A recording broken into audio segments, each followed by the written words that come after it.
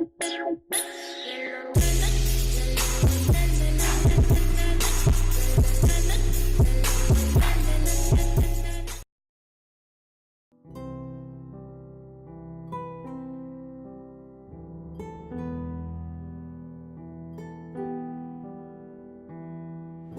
everyone, my name is now Jaykethefennec, and I'd like to welcome you to a new episode of Echo. Alright everyone, if you haven't figured out yet, today the poll has ended. It is September 10th, and I finally got the name of the channel changed to Jaykethefennec. I hope you guys like the name, and if you don't, well, unsubscribe. I don't really give a crap. Anyways though, it's a new name for a new generation of the channel. We started off this channel with Minecraft, into more trash, and Causeway 5 has stuck a long time, even when I added Jayke. However, now, we need to change names, because we are a visual novel-based server. Now, the name might change back to Causeway 5 after a while, but I am making big changes with my channel. As I mature myself, I'm maturing the channel with me. So if anything else big happens, I'll make sure to notify you guys in the new community tab. If you haven't seen it yet, go check it out. Go to the main page and you'll find the community tab. It's really nice. Anyways, though, we're back with Echo.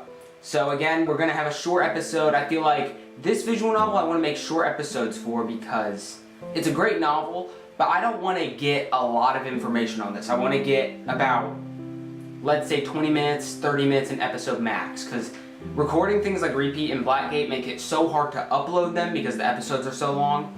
So instead we'll have shorter episodes like this one. So, here we are.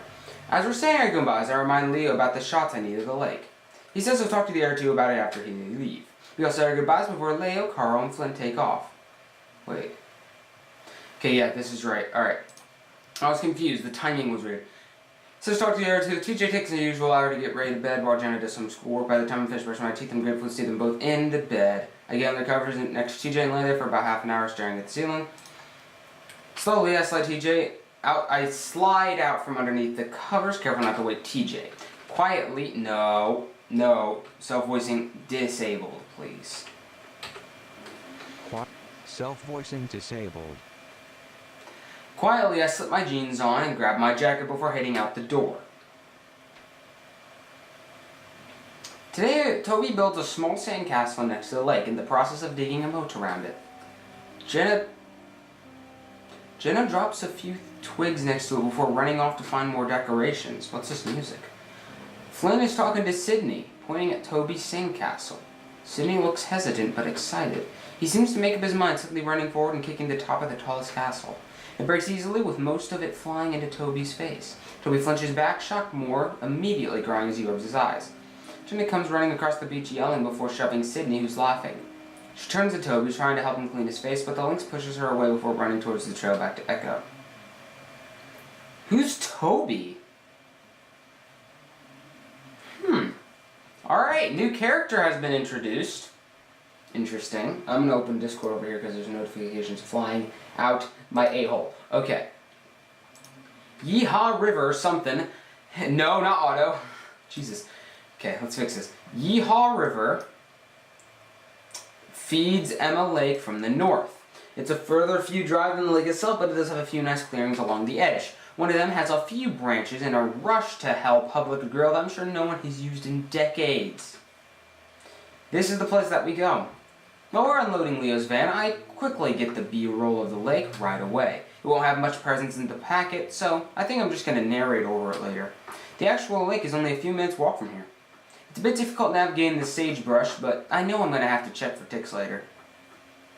By the time I reach the lake, my friends are plenty behind me, hidden behind a few bends and hills. I'm getting uncomfortable with the idea of holding the camera while I navigate the terrain. It probably would have been better if Leo just parked the car right next to the reservoir while I got out to film, but I guess even that wasn't okay.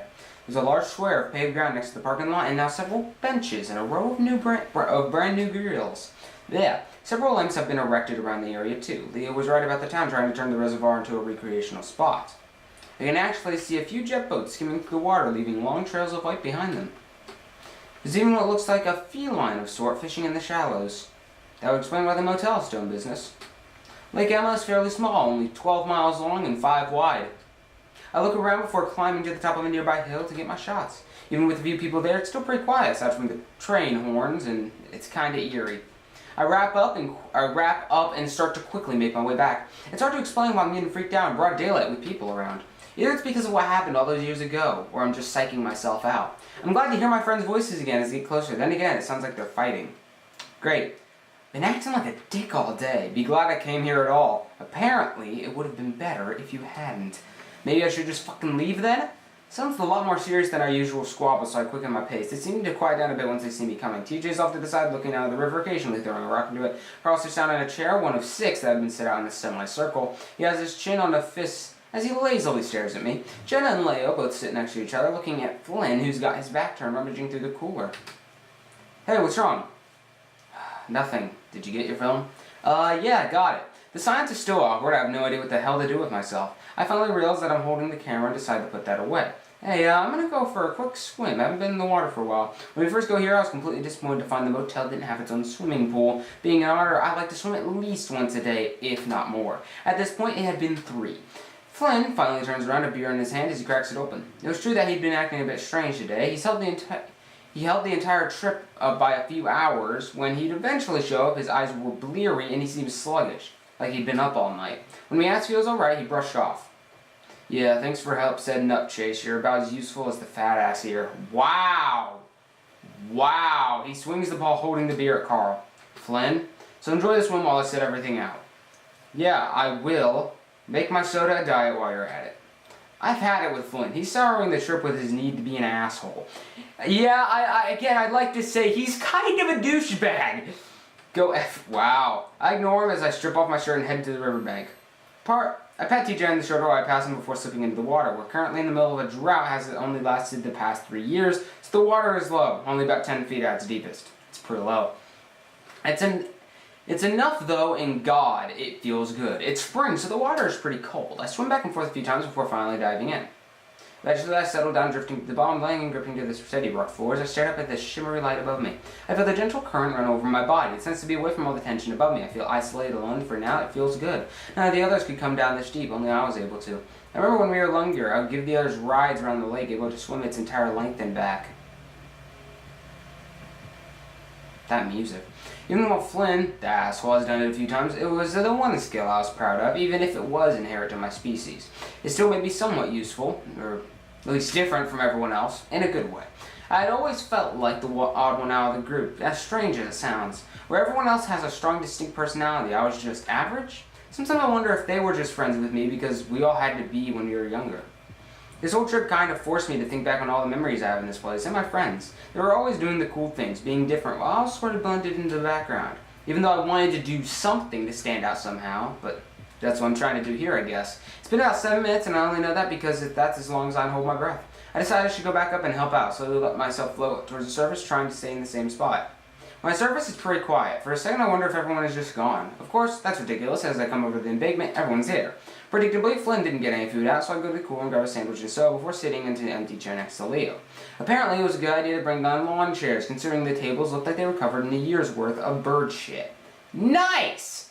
How was the swim? His tone is bitter and salty. He's not his usual grumpy, but good-natured mood. He's genuinely unhappy. What the hell was his deal? I don't know. Amazing. I could have come back here again and swim sometime during the week. You those are people won't understand. You hardly ever need water. It's always scared the hell out of me when you're down there that long. I'm built for it. Remember when you'd give us rides? That was fun. Remember when you'd always scream like a girl when Chase would go too far out? Oh wow, I remember that now. Hey, I've never really liked water. No, he's a cat or an ocelot. Anyways, Chase would do it on purpose. He knew I didn't like it out to a certain point. Carl looks back at me. You know what's really cool is when you take us down for a dive. Oh yeah, Chase was like our own little submarine. Yo, nice. I'm starting to get that otters are swimming clowns vibe again, but I kind of enjoy the attention. We get you to take us to the bottom so we could look for treasure. Nice. And you know, we probably would have found some more stuff down there if you guys hadn't been dragging me down. I remember when... Are we really fucking talking about this? Everyone turns to Flynn. His voice is low and dangerous. There's a chill in the air because we all know what he means. I was actually feeling pretty good about it at this point, like we crossed a bridge, being able to talk about it for once. Apparently, we hadn't. Flynn, no, I'm serious. Do you think it's okay to start talking like this when the lake is just a quarter mile that way? You know what, Flynn? I think we should. Isn't that part of the reason why we're here? No, if that were the case, we'd be over there, but we're here, and why is that? Everyone's quiet for a moment. I see TJ shrink into his chair, staring hard at his lap. Flynn, we came here because Chase needed footage. A change comes over Flynn. His face darkens, and everyone senses it. Flynn turns to me and takes some effort not to flinch back. Yeah, and why is that, Chase? You gonna put in your fucking documentary? Nice. This is getting... Yo. I was waiting for this moment, man. I was waiting for Flynn to finally snap. No, Emma Lake is an important part of Echo's history. Just what? Flynn raises his brow ridge at me, and finally I lower my eyes. This is a stupid fucking idea. You know what, Flynn? If you do a little more, be a little more open, tell us what's on your mind. You'd be able to avoid a lot of this kind of stuff. Oh, you wanna know what's on my mind? Flynn swivels and marches up to Carl. Oh, great. Alright, let's start with you. You're fat, lazy, no motivation, no future. Some people are like that. What the hell are you planning on doing with your life? Chill? Sit here, waste away in Echo, mooching off your parents till you're dead? Why not? I mean, better than nothing. Carl stares back at Flynn impassively, although hunches himself a bit further. Flynn, don't do this right now. And you thinking you're better than everyone else, I can tell. You think everyone in Echo is trash. Just because me and the others haven't left... You think we're lower than you just because we don't have an education, we're a bunch of retards. Yeah, well you left your whole fucking family behind without saying goodbye. You know what's going on with them right now? What they're dealing with? Yeah, real fucking hero you are. You think... Stop it, Flynn. Ah, and our unquestionable leader. Wouldn't have been friends without you, would we? That's why you brought us here, right? So we could all bond? Or wait, was it just because you wanted to get into Chase's pants? Oh, dang, dude! Yo, Leo, wow. Yo, this is getting... Yo, I have to put a light on. Dude, this is getting too epic. We need dramatic lights. That, and I can't see very well. Leo's ears fall flat. Probably you've been a mess ever since he left, so let me be the one to tell you. It's over. It's fucking unhealthy. You're obsessed with him. Slowly his head turns to me and I brace myself. And I can't imagine why you, Chase, have the personality of a fucking rock. I wish you could see yourself. Thanks. You sit there like a creep watching everyone, weighing everything we say. So? Don't think I haven't caught the way you stare at all of us like we're objects to be collected. What, are you just planning to cycle through all of us for sex? Nah, I'll pass. Too lazy. Sure seems like it. Well, you're dumb. Flynn stops and exhales. It seems like it's over. I really hope it is. That proves futile, though, as Flynn turns slowly to TJ. Wow! I knew it was gonna come. This is gonna get really annoying. I'd certainly prayed that Lynx would make a run for it. Oh, Lynx, not Ocelot. You know what? I'm gonna call it. If I call it Ocelot, forgive me. Alright. Ah, great. Flynn has all his attention focused on us, but TJ looks apathetic. He's like a statue. There's no soul in him. Flynn pauses though as he's at a loss of what to say. Finally, what happened, TJ? Flynn. Leo stands up, and from his posture, I can tell the wolf is ready to fight him. Memories are starting to flow back. TJ, Flynn, thinking he had done something to... I stand up too. Flynn may sound like a hard ass, but physically Leo had him beat. Easily. Flynn can obviously tell he might have to fight on his hands, though it's clear he doesn't want that. He dropped his shoulders, seeming to shrink as invisible strings that he had been holding him up were cut. He turns to us, then gestures at TJ. I just want the truth. Can you put a stop to this today, right now?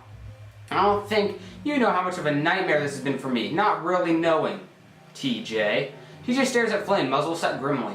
What happened to Sydney? Oh!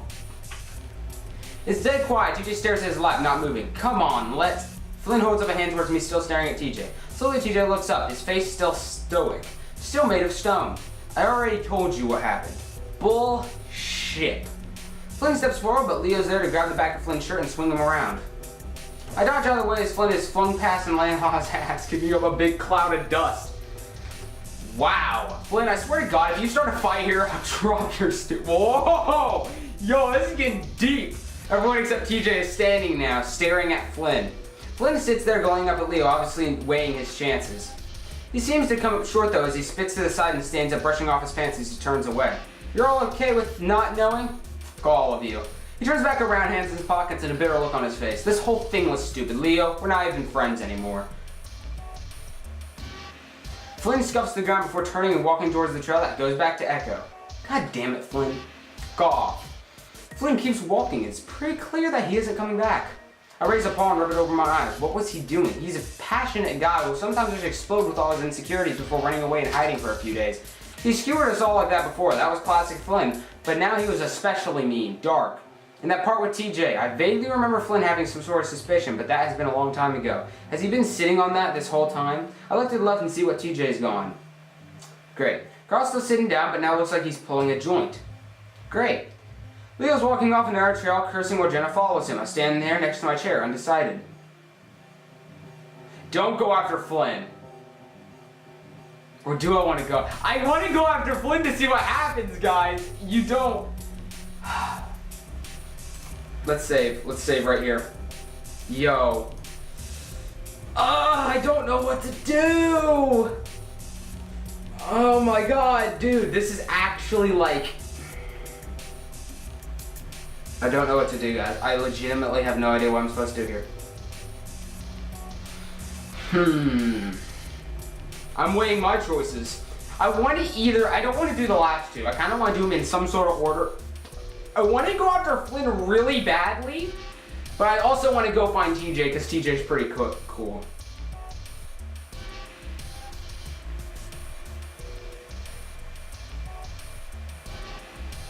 If I have to do it in any order, I'll do it top down. Yeah, let's do top down. Let's start with TJ, then we'll go down as the series goes. So... I'm really worried about TJ. He's a sensitive guy, and after a tongue lashing like that from someone like Flynn, I can't imagine what state he's in. I don't see him anywhere as I scan the area, but I do see some trees and bushes, maybe farther along the riverbank. Since there's no other place to hide, I assume that's where he's at. Sure enough, I see him immediately. He's sitting down, knees drawn up with his arm folded on top of them. He's got his forehead resting on his arm, staring down at the sand between his legs. I stand there for a moment, wondering if it would just be better to leave him alone. After a few seconds, I finally decide to sit down next to him, cross-legged. He's just looking my direction, he turns his head to the left away from me. I notice a few wet spots between his feet. I'm not gonna say anything. I decide to let TJ talk when he's ready. In the meantime, I pick up a dry twig and start toying with it, snapping it in half and snapping the other's halves in half. I can see his ears are still swiveling in my direction, probably wondering what the hell I'm doing. I think him getting on his nerves because he finally talks. What do you want, Chase? There you go. I throw the pieces of the twig into the river. Just wondering where you went. You want to go back and eat? No. We sit there for a while longer as I watch the twig pieces float down the river. Finally, I can't believe he did that in front of everyone. I'm not sure what to say, so I stay quiet. After a minute, TJ finally turns his head, looking to the wind. The wind picks up, reflecting from the river, highlighting the motes of dust swirling up around us. His face fur is a bit mussed up, spiked up in a few places from being wet. It's an unusual sight to keep his fur unkempt. I mean, what the heck? TJ, unable to curse though, it would probably be the best thing for him. He adjusts his legs to sit cross-legged like me and wipes his face again. Did you know what he was talking about? I take in the breath, unsure of how I should approach this. I think so? TJ's ears lower. Listen, no one thinks anything happened. We were so little, especially you. I mean, I can't believe he's doing this. I trace a claw through the dirt, drawing some wavy patterns as I try to make sense of all this to myself. I think it's just because he was such good friends with Sydney and he just wants more than the truth. I look sideways at TJ. He's sitting there looking at the ground. And I guess you were the only one who saw him, saw what happened, so he only has you to go after. I saw him drown. Sydney was a guy? Hold up.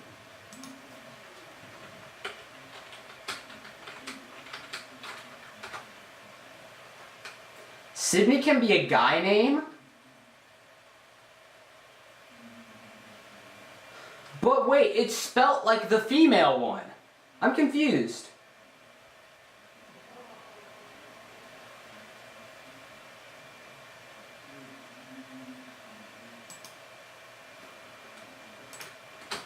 Pretty soon tears will run down TJ's face, but it doesn't bother to wipe them away. He's not just sad though, he's angry. I hear it in his voice as he goes on.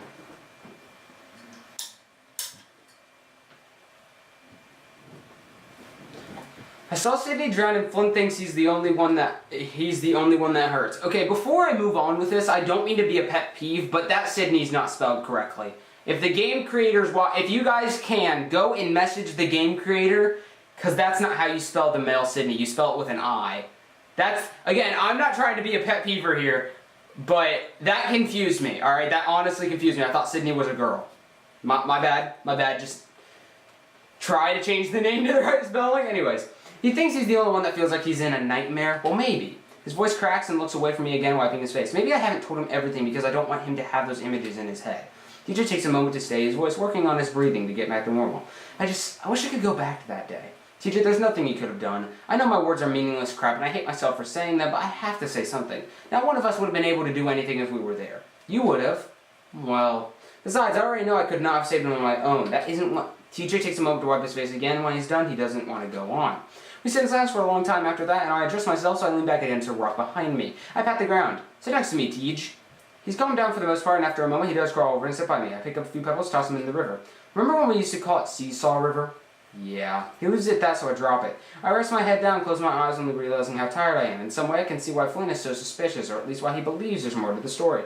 There clearly is. But while I want TJ to tell me more about what happened, I could never bring myself to ask him. I honestly feel like I never want... If I ever wanted to help him with his past, I should probably come in terms with it with myself. I couldn't go my brat to him with the idea of going back. It's something I actively avoid thinking about, we all do. But like Jenna said, maybe talking about, thinking about it might actually help. I dig my fingers into the pebbles on either side of me. Images come in a quick flurry. Something cycling through the Viewmaster is too fast. The sky's overcast, the air crisp, autumn. TJ sitting in a daze, Jenna running back to town, Flynn pulling me into the water. Me, grabbing onto neck scruff, pulling back to the shore. Carl sitting on a rock bawling. My God. Leo starts trying to do comparisons. And Sydney just stares. Sirens, the helicopter rotors, adults everywhere. I'm home. Mom's holding me. Dad puts me on my favorite movie I watch. But still, Sydney stares.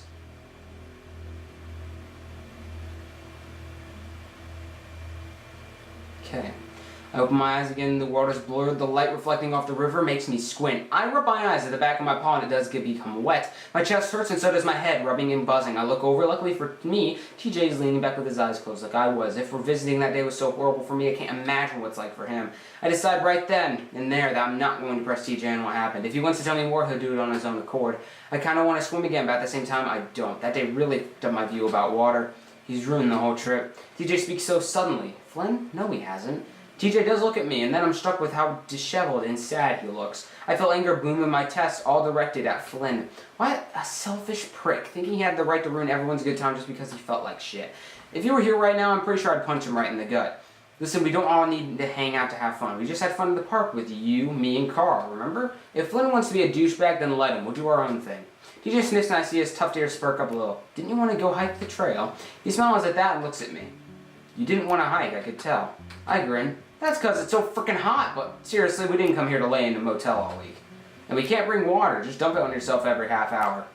That's how I manage, along with taking plenty of breaks. TJ leans back and spreads his legs out. I can see he's starting to get excited at the prospect of hiking, and that makes me feel better. Well, if you're able to do it, I guess I shouldn't complain. I look over at the fluffy form, which by itself is enough to make me sweat even more than I am ready.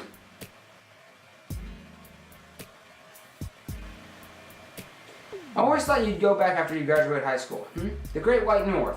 I say dramatically, nodding upwards as that's where it is. Your parents did. TJ's family moved to Echo when he was only 6 from a small town in Washucha. His dad got a job in Echo to survey the land, do something with the wildlife. I can't remember exactly what it was. Oh, well, I don't really remember, but I might after I graduate. They have some nice things up there that sounds really nice. Free healthcare? Ha! I guess that. And snow. For a moment, I wondered if snow to a lynx is as water to an otter. Alaska did sound kind of exciting to me, though. Here we'd be lucky to see a single dusting of it in a year. So you're serious about hiking with me? Of course, I'm gonna bring my own equipment too. I want to get some shots of the canyon. Okay. He waggles his furry feet back and forth. Alright, so we're gonna have to go up around 6. Oh. I want to be able to make it to the canyon for lunch so we can rest an hour or two then. You can tell how excited TJ is by how much he talks. Well, if anyone wants to get planning things out, it's ridiculously meticulous level, it's TJ. We sit there for another 20 minutes or so and just talk mostly about school and where our plans are going to be when we graduate. I promise TJ we'll meet up again before I do. Alright, so I feel like that's a fine ending. We've been recording for about 22 minutes, 23 minutes. I feel like that's a great ending to this episode. If you guys enjoyed, please hit that like button. We're just getting into the roots of this game and I feel like we're going to get so much farther. So please, if you do enjoy, hit that like and subscribe button. Tell me that you want this. My name was Jake. Have a nice day. Goodbye.